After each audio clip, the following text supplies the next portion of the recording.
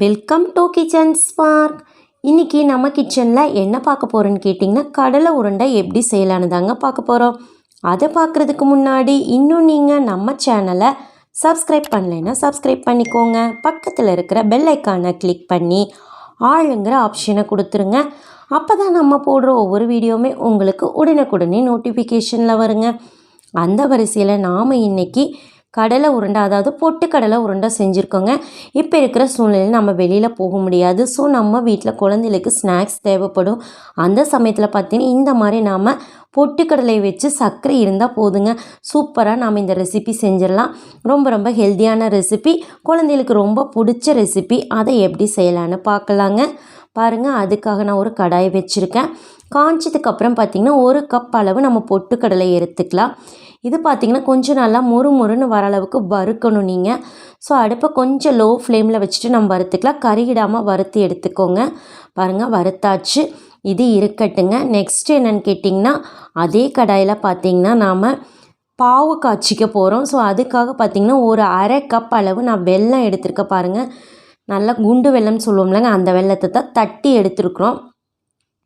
நீங்கள் வீட்டில் வெல்லம் இல்லைன்னா கூட பரவாயில்லைங்க, ஒயிட் சுகரில் கூட நீங்கள் இந்த மாதிரியே செஞ்சுக்கலாம்.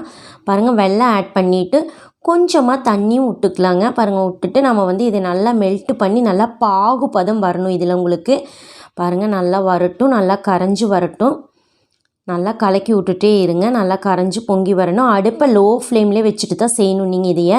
ஏன்னு கேட்டிங்கன்னா சீக்கிரமாக வெல்லம் கரிஞ்சிரும் உங்களுக்கு. ஸோ அதனால் அடுப்பை லோ ஃப்ளேமில் வச்சுட்டு இந்த மாதிரி கிளறி விட்டுட்டே இருங்க. பாவு பதம் வரட்டும். நான் சொல்கிறேன் பாவு பதம் எப்படின்னு பார்த்துக்கலாம் நீங்கள். பாருங்கள், இந்த மாதிரி கொஞ்சம் நேரத்துக்கு ஒருக்கா மிக்ஸ் பண்ணி விட்டுட்டே இருங்க, ஏன்னா அடி பிடிச்சிரும். பாருங்கள், இந்த மாதிரி ஒரு அதாவது பவுலில் கொஞ்சமாக நம்ம தண்ணி எடுத்துகிட்டு இந்த மாதிரி நீங்கள் அந்த பாவு உள்ளே விட்டிங்கன்னா பாருங்கள் இந்த மாதிரி உருண்டு வரணும். இந்த பதம் வந்துருச்சுன்னா உங்களுக்கு பாவு பதம் ரெடின்னு சொல்லாங்க. பாருங்கள், நான் காட்டுறேன். பாருங்கள், நல்லா உருண்டு வந்துருச்சா உங்களுக்கு பாவு? இந்த பதம் ஓகேங்க. இப்போ என்னென்னு கேட்டிங்கன்னா, இந்த ஸ்டேஜில் கொஞ்சமாக பார்த்திங்கன்னா நான் சுக்கு எடுத்துருக்குறேங்க. ஒரு 1/4 டீஸ்பூனுக்கு கம்மியாக தான் எடுத்துருக்கோம். ஒரே ஒரு பிஞ்ச் சால்ட்டுங்க, உப்பு. இதை நல்லா மிக்ஸ் பண்ணி விட்டுக்கலாங்க. பாருங்கள், நல்லா மிக்ஸ் ஆகிடுச்சு. இப்போ நம்மளுக்கு பாவு பதமும் வந்துருச்சு. இப்போ நாம் வறுத்த பொட்டுக்கடலையை இதில் ஆட் பண்ணிக்கலாம். பாருங்கள், ஆட் பண்ணிவிட்டு அடுப்பு லோ ஃப்ளேம்லேயே இருக்கட்டுங்க, ஹை ஃப்ளேம் வேண்டாம். பாருங்கள், இந்த மாதிரி லோ ஃப்ளேமில் வச்சுட்டு நல்லா மிக்ஸ் பண்ணி விட்ருங்க. நல்லா மிக்ஸ் ஆகட்டும்.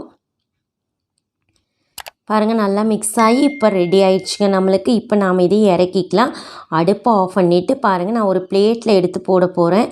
அந்த பிளேட்டில் பார்த்திங்கன்னா நான் கொஞ்சமாக நெய் தொடச்சி வச்சுருக்கோம். ஸோ அதில் எடுத்து போட்டுக்கலாம். நாம் பேனில் இருக்குல்லங்க, அதை எடுத்து நம்ம இதில் ஆட் பண்ணிக்கலாம். பாருங்கள், நல்லா சீக்கிரமாகவே நம்மளுக்கு இந்த ரெசிபி தயார் பண்ணிடலாங்க. குழந்தைல ரொம்ப விரும்பி சாப்பிடுவாங்க. பாருங்கள், இப்போ நம்ம என்னென்னு கேட்டிங்கன்னா இது ரொம்ப ஹீட்டாக இருக்கும். ஸோ அதனால் என்னென்னு கேட்டிங்கன்னா நம்ம கையில் கொஞ்சம் நெய் போட்டுக்கலாம். பாருங்கள், கொஞ்சமாக நெய் போட்டுட்டு உருண்டை பிடிச்சிங்கன்னா உங்களுக்கு நல்லா வரும். ஸோ அதனால் கொஞ்சமாக நெய் போட்டுக்கலாம். நெய் போட்டுட்டு பாருங்கள், நம்ம இந்த மாதிரி நம்ம அந்த கடலை எடுத்து வச்சுருக்கோம்ல, அதுலேயும் கொஞ்சமாக நெய் போட்டுட்டு அதை கொஞ்சம் இந்த மாதிரி கலச்சி விட்ருங்க. கொஞ்சம் சீக்கிரமாக லைட்டாக வெதுப்பான சூட்லேயே பிடிச்சிடணும். ரொம்ப சூடாக இருக்குது, அதனால் இந்த மாதிரி கொஞ்சம் கலச்சி விட்டுட்டு நீங்கள் உருண்டை பிடிச்சிங்கன்னா கரெக்டாக இருக்கும். பாருங்கள், இந்த மாதிரி பாருங்கள் நல்லா சூப்பராகவே நம்மளுக்கு உருண்டை வந்துருச்சு. பாருங்கள், இந்த மாதிரி நீங்கள் நல்லா அமுத்தி உருண்டை பிடிச்சிக்கோங்க. கொஞ்சம் ஹீட்டாக தான் இருக்கும்.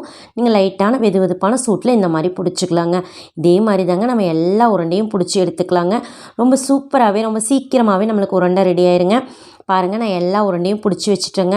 ஸோ ரொம்ப சிம்பிளாக செஞ்சுருக்கிறோம். ரொம்ப ஹெல்த்தியான ரெசிப்பிங்க.